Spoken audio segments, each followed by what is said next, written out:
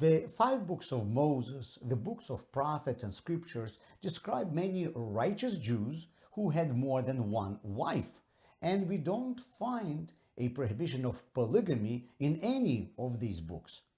Historically, polygamy was not prohibited in the Jewish law, but it was not encouraged either.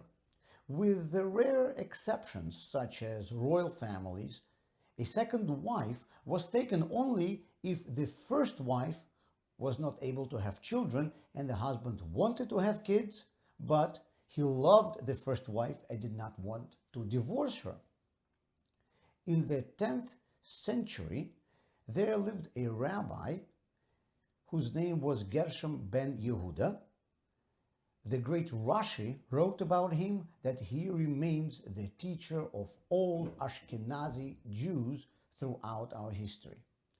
And he became known as Rabbeinu Gershom Me'or HaGola, which means our teacher Gershom, the luminary of our exile.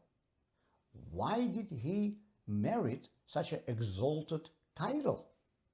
He made a number of legislative decrees, but they, first of all, seem to have a narrow, mundane application, and secondly, they in fact did not introduce anything new to the Jewish community. Rather, they made official what was already informally adopted by the Jews before. So, what is the great importance of his accomplishments? We will understand it if we will see their not only practical but also spiritual significance. Among his decrees was the prohibition of polygamy and the prohibition of divorcing someone without his or her consent.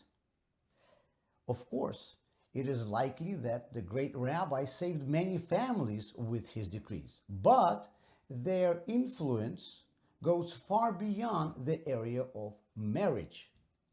In order to understand this, we need to delve into the depths of Kabbalah.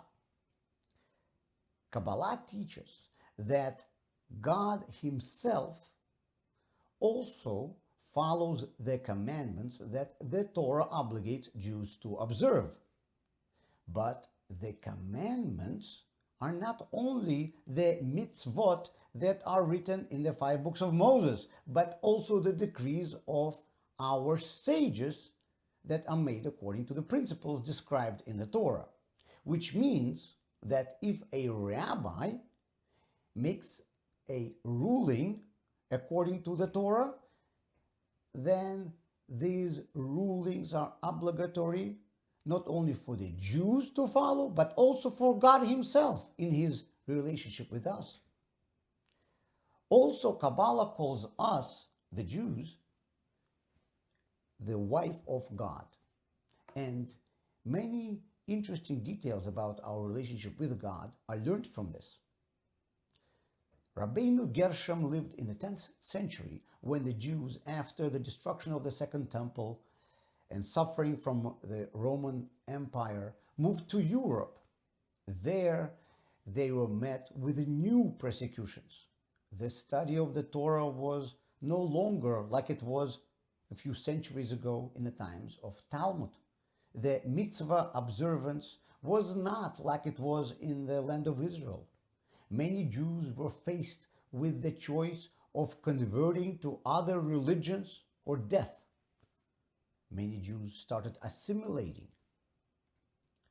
If we, Jews, are called God's wife, then not keeping mitzvot is ditching our family obligations, and leaving Judaism is adultery.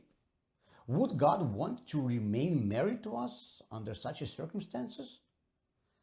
Rabbeinu Gershom issued a decree that said that a wife cannot be divorced without her consent.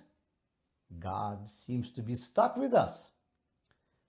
But then maybe God will not divorce us. He will just take a second wife who will possibly behave better than us. So he will be married to two nations, Jews and someone else. Rabbeinu Gershon banned polygamy.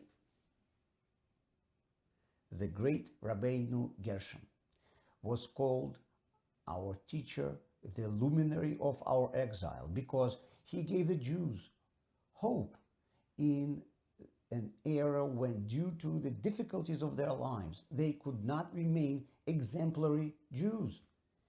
In his decrees, he emphasized the unshakable and eternal connection of Jewish nation with God. Today, Judaism officially prohibits divorce without the consent of both parties and prohibits polygamy. We Jews are the eternal and the only wife of God.